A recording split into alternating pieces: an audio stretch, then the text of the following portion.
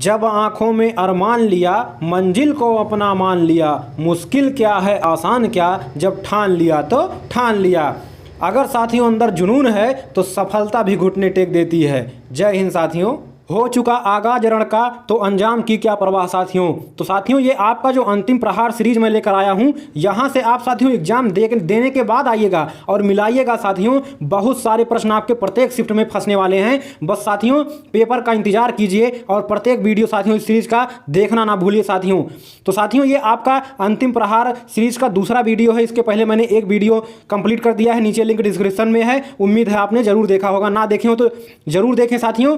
ठीक है, यहाँ पर साथियों आपके सिलेबस में जितने भी टॉपिक हैं जीके जीएस के, उससे साथियों आपके महत्वपूर्ण प्रश्नों को लाया जाता है कंप्लीट, और इसके बाद जो है आपके करंट अफेयर्स के भी प्रश्न यहाँ पर शामिल किए जाते हैं। तो चलिए साथियों आज के वीडियो का पहला प्रश्न है आपका, निम्नलिखित में से किसको चालकोलिथिक युग भी कहा जाता है। क्या प्रश्न है, फिर से देखते हैं। प्रश्न है आपका साथियों, निम्नलिखित में से किसको चालकोलिथिक युग भी कहा जाता है। तो साथियों आपका उत्तर हो जाएगा ऑप्शन सी, ताम्र पाषाण युग। ठीक है, ताम्र पाषाण युग को साथियों चालकोलिथिक युग भी कहा जाता है। दूसरा प्रश्न है साथियों, हर्षचरित नामक पुस्तक किसने लिखी। तो साथियों हर्षचरित नामक पुस्तक साथियों आपका बाणभट्ट ने लिखा था, और यह साथियों वर्धन वंश के इतिहास का प्रमुख स्रोत है। अगला हमारा प्रश्न है, पानीपत के तीसरे युद्ध में निम्न में से किसने मराठों को हराया था। तो किसने मराठों को हराया था साथियों पानीपत के तीसरे युद्ध में। तो साथियों जो पानीपत का आपका तीसरा युद्ध हुआ था वो कब हुआ था आपका 14 जनवरी 1761 को हुआ था। इसको भी आप जानते रहिए, परीक्षा में बार बार आता है। ठीक है, 1761 में 14 जनवरी को यह युद्ध हुआ था। तो आपका जो साथियों पानीपत के तीसरे युद्ध में किसने मराठों को हराया था, तो आपका सही ऑप्शन ए हो जाएगा अफगानों ने। अफगानों ने जो है साथियों किसको हराया था, मराठों को हराया था। मराठा सेना का नेतृत्व किसने किया था, सदाशिव राव भाऊ ने किया था, और इसमें जो है मराठों की बुरी तरह से हार हुई थी। और साथियों जो अहमद शाह अब्दाली था अफगानों का सरदार, उनके बीच और मराठों के बीच पानीपत का तृतीय युद्ध हुआ था 1761 में। चलिए अगला प्रश्न देखते हैं, 1857 की क्रांति सर्वप्रथम कहाँ से प्रारंभ हुई। तो 1857 की क्रांति साथियों सर्वप्रथम आपका मेरठ से जो है आरंभ हुई थी। अगला हमारा प्रश्न है साथियों, इस्तमरारी बंदोबस्त किसने लागू किया। तो इस्तमरारी बंदोबस्त साथियों लागू करने वाला लॉर्ड कॉर्नवालिस था। कौन, लॉर्ड कॉर्नवालिस था। और ये साथियों इस्तमरारी जो बंदोबस्त था ये साथियों बंगाल, बिहार, उड़ीसा तथा उत्तर प्रदेश के वाराणसी तक के क्षेत्र में जो है लागू था। चलिए आगे देखते हैं, काफ़ी महत्वपूर्ण प्रश्न, निम्न महापुरुषों में से भारतीय जागृति का पिता कहलाता है। तो भारतीय जागृति का पिता साथियों कौन कहलाते हैं, राजा राम मोहन राय। ऑप्शन बी आपका सही हो जाएगा, राजा राम मोहन राय को भारतीय जागृति का जनक कहा जाता है। इसके अलावा साथियों राजा राम मोहन राय को भारतीय राष्ट्रवाद का पैगंबर भी कहा जाता है। इसके अलावा अतीत और भविष्य का मध्य सेतु भी कहा जाता है, भारतीय राष्ट्रवाद का जनक भी कहा जाता है, आधुनिक भारत का पिता भी कहते हैं, और प्रथम आधुनिक पुरुष भी कहते हैं। इसके अलावा युगदूत भी कहा जाता है। तो युगदूत किसको कहते हैं, राजा राम मोहन राय को कहते हैं। अगला हमारा प्रश्न है, महात्मा गांधी ने 1930 में सविनय अवज्ञा आंदोलन कहाँ से प्रारंभ किया था। तो आपका सही उत्तर हो जाएगा ऑप्शन बी, दांडी से। दांडी से साथियों आपका जो है सविनय अवज्ञा आंदोलन प्रारंभ किया गया था। कहाँ से, साबरमती आश्रम से 80 सहयोगियों के साथ पैदल चलकर 24 दिन की यात्रा करके लगभग 390 किलोमीटर अर्थात 241 मील की यात्रा जो है इन्होंने की थी। ठीक है, दांडी पहुँचकर साथियों वहाँ पर 6 अप्रैल 1930 को साथियों वहाँ पर नमक कानून भंग किया था। ठीक है, तो चलिए आपका उत्तर हो गया दांडी से। अगला हमारा प्रश्न है साथियों, 1904 में क्रांतिकारी संगठन अभिनव भारत संगठित किया गया था। अभिनव भारत कहाँ संगठित किया गया था, महाराष्ट्र में। साथियों ये महाराष्ट्र में वीडी सावरकर द्वारा महाराष्ट्र के नासिक में संगठित किया गया था। ठीक है, तो आपका अभिनव भारत वीडी सावरकर ने महाराष्ट्र में संगठित किया था। अगला हमारा प्रश्न है, निम्नलिखित में से किस एक ने सुभाष चंद्र बोस को देश नायक कहा था। तो साथियों सुभाष चंद्र बोस को देश नायक किसने कहा था, तो आपका सही उत्तर हो जाएगा ऑप्शन सी, रविंद्रनाथ टैगोर ने। रविंद्रनाथ टैगोर ने देश नायक कहा था। चलिए अगला प्रश्न देखते हैं, निम्नांकित में से किस एक्ट के द्वारा भारत के गवर्नर जनरल को अध्यादेश जारी करने की शक्ति प्रदान की गई। तो साथियों भारत के गवर्नर जनरल को अध्यादेश जारी करने की शक्ति किसके द्वारा प्रदान की गई? तो आपका सही उत्तर हो जाएगा option B, Indian Councils Act 1861। Indian Councils Act 1861 द्वारा जो भारत के गवर्नर जनरल होंगे उनको अध्यादेश जारी करने का शक्ति दिया गया। चलिए अगला प्रश्न देखते हैं। अगला प्रश्न है, विश्व का सबसे ऊंचा पर्वत शिखर कहाँ स्थित है? तो विश्व का सबसे ऊंचा पर्वत शिखर साथियों आपका स्थित है नेपाल में। नेपाल में कौन है? आपका माउंट एवरेस्ट है। ठीक है, माउंट एवरेस्ट जो है साथियों, कितनी ऊंचाई उसकी? 8848 यानी कि 8848 मीटर इसकी ऊंचाई है। और ये साथियों हिमालय पर्वत का सबसे ऊंचा शिखर है जो कि नेपाल में स्थित है। अगला हमारा प्रश्न है, किस ग्रह के चारों ओर वलय हैं? तो साथियों किस ग्रह के चारों ओर वलय हैं? तो शनि के जो चारों ओर साथियों वलय पाए जाते हैं। अगला हमारा प्रश्न है साथियों, तमिलनाडु में जाड़ों में वर्षा क्यों होती है? तो साथियों तमिलनाडु राज्य में ठंड के समय, शीत के समय, जाड़ों के समय वर्षा क्यों होती है? तो साथियों आपका उत्तर पूर्वी मानसून से यहाँ पर वर्षा होती है। ठीक है, तमिलनाडु में जाड़ों में वर्षा का कारण जो है लौटते हुए मानसूनी पवनें हैं जो उत्तर पूर्वी दिशा में चलती हैं तथा बंगाल की खाड़ी से नमी प्राप्त कर लेती हैं। ठीक है, चलिए अगला प्रश्न देखते हैं। नर्मदा डॉट डॉट की ओर बहने वाली नदी है। तो नर्मदा जो साथियों किस दिशा में बहती है? तो आपका सही उत्तर हो जाएगा साथियों पश्चिम दिशा में। ठीक है, और यह साथियों किस सागर में गिरती है? अरब सागर में जाकर गिरती है। और साथियों सभी जो ज़्यादातर नदियां हैं वो पूर्व दिशा में बहती हैं। ठीक है, पश्चिम से पूर्व, लेकिन ये साथियों नर्मदा नदी जो है ये पूर्व से पश्चिम बहती है। चलिए अगला प्रश्न देखते हैं।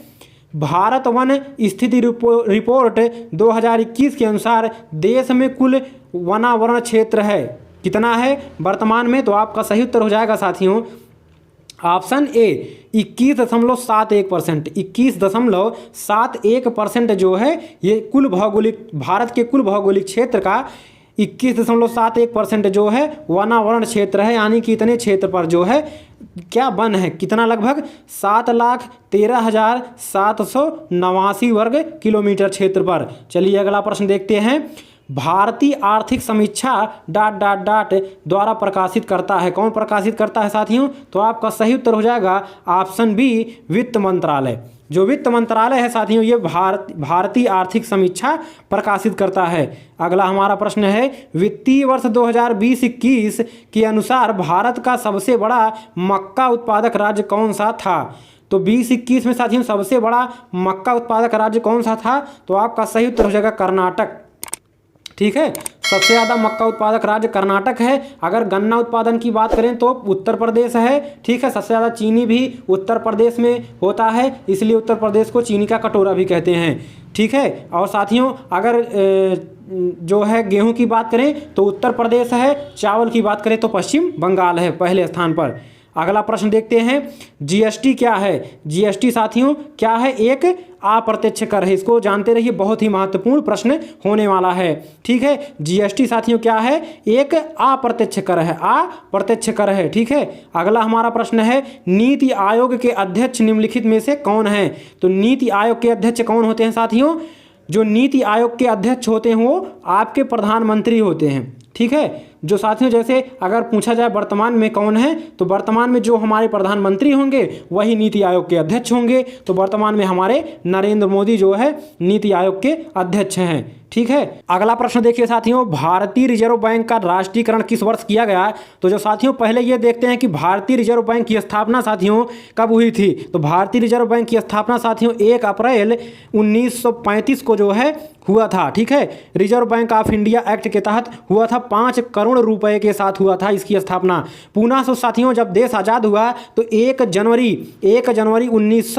1949 को साथियों भारतीय रिजर्व बैंक को राष्ट्रीयकृत कर दिया गया। तो भारतीय रिजर्व बैंक का राष्ट्रीयकरण साथियों 1949 में हुआ था, 1 जनवरी 1949 में। अगर स्थापना पूछे तो 1 अप्रैल 1935 को। ठीक है, अगला हमारा प्रश्न है साथियों, भारत में राष्ट्रीय पंचायती राज दिवस मनाया जाता है। तो भारत में राष्ट्रीय पंचायती राज दिवस साथियों 24 अप्रैल को मनाया जाता है, क्योंकि साथियों आपका 73वें संविधान संशोधन द्वारा 73वें संविधान संशोधन 1992 के द्वारा आपका संशोधन हुआ था। इसके बाद जो है पंचायती राज व्यवस्था को संविधान से जोड़ा गया और लागू कब हुआ था? 24 अप्रैल 1993 को यह लागू हुआ था और तभी से 24 अप्रैल को जो है पंचायती राज दिवस मनाया जाता है। ठीक है, तो अगर साथियों पूछा जाए कि पहली बार पंचायती राज व्यवस्था कहाँ पर लागू किया गया था, तो आपका 2 अक्टूबर को, और कहाँ पर, राजस्थान के नागौर जिले में लागू हुआ था।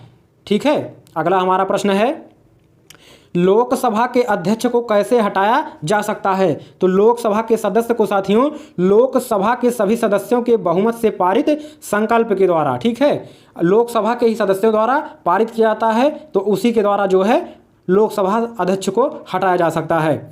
चलिए अगला प्रश्न देखते हैं, निम्नलिखित में से कौन सा एक सुलेमित नहीं है? तो नहीं है की बात कर रहा है, तो चलिए देखते हैं। ठीक है, अनुच्छेद 39A में, 39A में क्या है? समान न्याय एवं निःशुल्क विधिक सहायता। तो बिल्कुल सही है, अनुच्छेद 39A में समान न्याय एवं निःशुल्क विधिक सहायता है। अनुच्छेद 40 साथियों ग्राम पंचायतों के गठन से संबंधित है, बिल्कुल सही है। अनुच्छेद 44 जो है समान नागरिक संहिता से संबंधित है। ठीक है, अनुच्छेद 44 जो है समान नागरिक संहिता से संबंधित है। अगला जो साथियों आपका है अनुच्छेद 48, ये साथियों इससे संबंधित नहीं है। ये साथियों जो अनुच्छेद 48 है ये आपका कृषि और पशुपालन का संगठन है, इससे संबंधित है अनुच्छेद 48। और साथियों जो आपका कार्यपालिका से न्यायपालिका का पृथक्करण है, ये साथियों अनुच्छेद 50 में उपबंधित है। ठीक है, अगला हमारा प्रश्न है, केंद्र राज्य संबंध किस अनुसूची में है? तो जो साथियों केंद्र राज्य संबंध है वो आपका 7वीं अनुसूची में है। ठीक है, तो इसको आप जानते रहिए। अगला प्रश्न है, लोकसभा का कोरम कुल सदस्य का कितना होता है? तो साथियों लोकसभा का जो कोरम होता है वो कुल सदस्य का 1/10 होता है, 1/10, 1/10वां भाग। ठीक है, यानी कि 10वां भाग। आगे साथियों आपका आ गया विज्ञान का प्रश्न, यदि एक बर्तन में तैरती हुई बर्फ पिघलती है तो उस बर्तन में पानी का स्तर ... है। यदि साथियों किसी बर्तन में तैरती हुई बर्फ पिघल रही है तो उस बर्तन में पानी का स्तर में साथियों कोई बदलाव नहीं होता, कोई परिवर्तन नहीं होता, तो इसलिए आपका ऑप्शन बी सही हो जाएगा। अगला साथियों, सोल्डर किन 2 धातुओं से बना मिश्र धातु है? तो साथियों आपका सही उत्तर हो जाएगा ऑप्शन डी, टिन और सीसा से। टिन और सीसा से मिलकर आपका सोल्डर बनता है। ठीक है, सोल्डर धातु, तो आपका टिन और सीसा सही उत्तर हो जाएगा। चलिए अगला प्रश्न देखते हैं। अगला हमारा प्रश्न है ... पहले है आपका, फिर ऊष्मा का सबसे अच्छा सुचालक है, यानी कि ऊष्मा का सबसे अच्छा सुचालक कौन है साथियों? तो आपका जो चांदी है ये साथियों ऊष्मा का सबसे अच्छा सुचालक है। क्यों? क्योंकि इसमें मुक्त इलेक्ट्रॉनों की संख्या सबसे ज़्यादा पाया जाता है।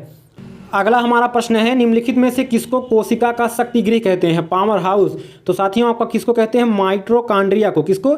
माइटोकॉन्ड्रिया को साथियों कोशिका का शक्तिगृह कहते हैं। तो इसमें साथियों आपका सूत्र कणिका, माइटोकॉन्ड्रिया को ही साथियों सूत्र कणिका भी कहते हैं, तो इसलिए आपका ऑप्शन बी बिल्कुल सही हो जाएगा। अगला हमारा प्रश्न है साथियों, स्कर्वी एक बीमारी है जो गंभीर और अस्थायी कमी के कारण होता है। किसकी कमी के कारण? तो आपका सही उत्तर हो जाएगा विटामिन सी की कमी के कारण साथियों स्कर्वी रोग होता है। आगे साथियों हमारे आगे करंट अफेयर से क्वेश्चन, आपके पेट परीक्षा में 10 नंबर के करंट अफेयर्स आएंगे, तो काफ़ी महत्वपूर्ण बन जाता है। ये सभी महत्वपूर्ण प्रश्न यहाँ पर शामिल किया गया है। तो चलिए साथियों शुरुआत करते हैं करंट अफेयर्स का। पहला प्रश्न है, मार्च 2022 में भारतीय रिजर्व बैंक के गवर्नर ने कहाँ पर रिजर्व बैंक इनोवेशन हब का उद्घाटन किया है? तो रिजर्व बैंक इनोवेशन हब का उद्घाटन बेंगलुरु में किया गया है भारतीय रिजर्व बैंक के गवर्नर के द्वारा। और वर्तमान में साथियों रिजर्व बैंक के गवर्नर कौन है? शक्तिकांत दास जो है रिजर्व बैंक के गवर्नर हैं। और कर्नाटक के बेंगलुरु में साथियों आपका रिजर्व बैंक इनोवेशन हब का उद्घाटन किया गया है। अगला हमारा प्रश्न है, मार्च 2022 में बाजार पंजीकरण के संदर्भ में कौन देश विश्व का 5वां सबसे बड़ा शेयर बाजार बन सकता है? तो आपका सही उत्तर हो जाएगा ऑप्शन बी, भारत। भारत जो साथियों विश्व का 5वां सबसे बड़ा शेयर बाजार बन सकता है। ठीक है, चलिए अगला प्रश्न देखते हैं। महिलाओं के पूर्ण स्वामित्व वाले देश के पहले औद्योगिक पार्क की स्थापना कहाँ की गई है? तो आपका सही उत्तर हो जाएगा ऑप्शन डी, हैदराबाद में। ठीक है, हैदराबाद में जो है महिलाओं के पूर्ण स्वामित्व वाले देश के पहले औद्योगिक पार्क की स्थापना की गई है।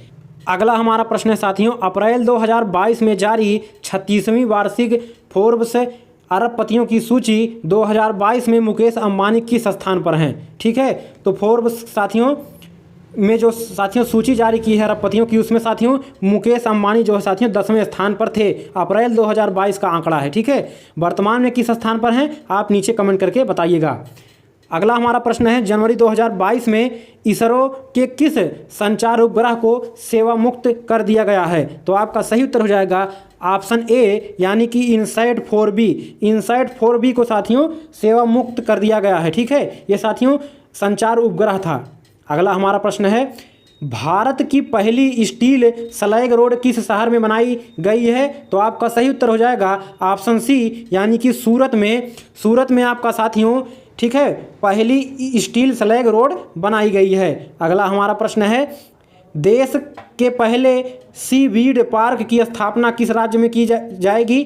तो सी वीड पार्क की स्थापना साथियों किस राज्य में की जाएगी? आपका तमिलनाडु में। कहाँ पर? तमिलनाडु में सी वीड पार्क की स्थापना की जाएगी। अगला प्रश्न देखिए, जून 2022 में कौन देश भांग की खेती को वैध करार देने वाला पहला एशियाई देश बन गया है? ठीक है, भांग साथियों जो नशा के काम आता है, गोली खाते हैं लोग भांग की गोली, और ये साथियों बहुत ही नशीला पदार्थ है। तो ये साथियों इसको वैध साथियों करार देने वाला है एशियाई का कौन सा देश? तो आपका सही उत्तर हो जाएगा ऑप्शन बी, थाईलैंड। थाईलैंड जो है इस खेती को जो है वैध करार देने वाला एशिया का पहला देश बन जाएगा। अगला हमारा प्रश्न है, भारत के पहले विश्व शांति केंद्र की स्थापना किस शहर में की जाएगी? तो सही उत्तर हो जाएगा आपका ऑप्शन सी, गुरुग्राम में। गुरुग्राम में साथियों भारत के पहले विश्व शांति केंद्र की स्थापना की जाएगी। अगला प्रश्न है आपका साथियों, मई 2022 में किस राज्य में ई अधिगम योजना शुरू की गई है? ई अधिगम योजना साथियों किस राज्य में शुरू की गई है? तो आपका सही उत्तर हो जाएगा हरियाणा, ऑप्शन बी, हरियाणा में ई अधिगम योजना शुरू की गई है। चलिए आपके आगे साथियों जीके जीएस के 10 प्रश्न हैं। तो उम्मीद है आपको वीडियो बहुत अच्छा लग रहा होगा, और वीडियो को लाइक कर दीजिए, चैनल पर नए हैं तो सब्सक्राइब करना ना भूलें। चलिए देखते हैं साथियों, फिनलैंड की राजधानी क्या है? तो फिनलैंड की राजधानी आपका साथियों हेलसिंकी है। क्या? हेलसिंकी जो है वो फिनलैंड की राजधानी है। अगला हमारा प्रश्न है साथियों, निम्नलिखित में से कौन सा युग्म सही रूप से मेल खाता है? ठीक है, तो कौन सा सही रूप से मेल खाता है? चलिए देखते हैं। जो साथियों कथक लोक नृत्य है, ये कथक साथियों कहाँ का है? यूपी का है, उत्तर प्रदेश का है। ठीक है, इसलिए ये गलत है। ठीक है, कुचिपुड़ी कहाँ का है साथियों? कुचिपुड़ी साथियों आपका आंध्र प्रदेश का है। कहाँ का? आंध्र प्रदेश का है। ठीक है, और भरतनाट्यम साथियों तमिलनाडु का है, इसलिए ऑप्शन सी बिल्कुल सही हो जाएगा। जो भरतनाट्यम है वो तमिलनाडु का है। कथकली साथियों कहाँ का है? कथकली जो है वो आपका केरल का है। कहाँ का? केरल का। तो आपका ऑप्शन सी सही हो जाएगा। साथियों कहाँ किस देश में है? इटली में। इटली में। तो आपका जो इसका मुख्यालय है वो रोम में है, और रोम इटली में है। चलिए अगला प्रश्न देखते हैं, गुदई महाराज कौन सा वाद्य यंत्र बजाते हैं? तो गुदई महाराज साथियों आपका कौन सा वाद्य यंत्र बजाते हैं? तबला। ठीक है, तो गुदई महाराज का संबंध किससे है? तबला से है। और ये साथियों किस घराने से संबंध रखते हैं? बनारस घराने से संबंध रखते हैं, इसको भी आप जानते रहिएगा। ठीक है, और इन्हें गुदई महाराज के नाम से पुकारा जाता है, और ये तबला से संबंध रखते हैं। अगला हमारा प्रश्न है, साहित्य में नोबेल पुरस्कार प्राप्त करने वाले प्रथम भारतीय का नाम बताइए। तो साथियों साहित्य के क्षेत्र में नोबेल पुरस्कार प्राप्त करने वाले प्रथम भारतीय कौन थे? रविंद्रनाथ टैगोर थे। कौन? रविंद्रनाथ टैगोर थे। और ये साथियों किस काव्य पुस्तक के लिए इनको दिया गया था? गीतांजलि के लिए। गीतांजलि के लिए इनको साथियों साहित्य का नोबेल पुरस्कार दिया गया था। और कब दिया गया था? 1913 ईस्वी में दिया गया था। चलिए अगला प्रश्न देखते हैं, बांधों को आधुनिक भारत के मंदिर किसने कहा था? बांधों जो बांध है साथियों उनको आधुनिक भारत के मंदिर किसने कहा था? तो आपका सही उत्तर हो जाएगा ऑप्शन ए, जवाहरलाल नेहरू ने कहा था। चलिए अगला प्रश्न देखते हैं, जून 2022 में आयोजित टेनिस की ग्रैंड स्लैम प्रतियोगिता फ्रेंच ओपन 2022 के पुरुष एकल का खिताब किसने जीता है? तो आपका सही उत्तर हो जाएगा साथियों option B, Rafael Nadal. Rafael Nadal ने जो है पुरुष एकल का खिताब फ्रेंच ओपन प्रतियोगिता में जीता है। चलिए अगला प्रश्न देखते हैं, पुस्तक mind master winning lessons from the A champion life, क्या नाम है? Mind master winning lessons from A champions life के लेखक कौन हैं? तो आपका सही उत्तर हो जाएगा ऑप्शन डी, विश्वनाथ आनंद। विश्वनाथ आनंद हैं। ठीक है, चलिए अगला प्रश्न देखते हैं। अगला प्रश्न है, अप्रैल 2022 में पहला लता दीनानाथ मंगेशकर पुरस्कार किसे प्रदान किया गया? लता दीनानाथ मंगेशकर पुरस्कार किसे प्रदान किया गया? तो आपका सही उत्तर हो जाएगा ऑप्शन बी, नरेंद्र मोदी जी को। नरेंद्र मोदी जी को जो साथियों ये पुरस्कार मिला, इसलिए आपका उत्तर ऑप्शन बी सही हो जाएगा। ठीक है। और साथियों जो आपके विश्वनाथ आनंद है, इनका किस खेल से संबंध है? इनका संबंध साथियों शतरंज से है। ठीक है, इसको भी आप जानते रहिए। चलिए अगला प्रश्न देखते हैं।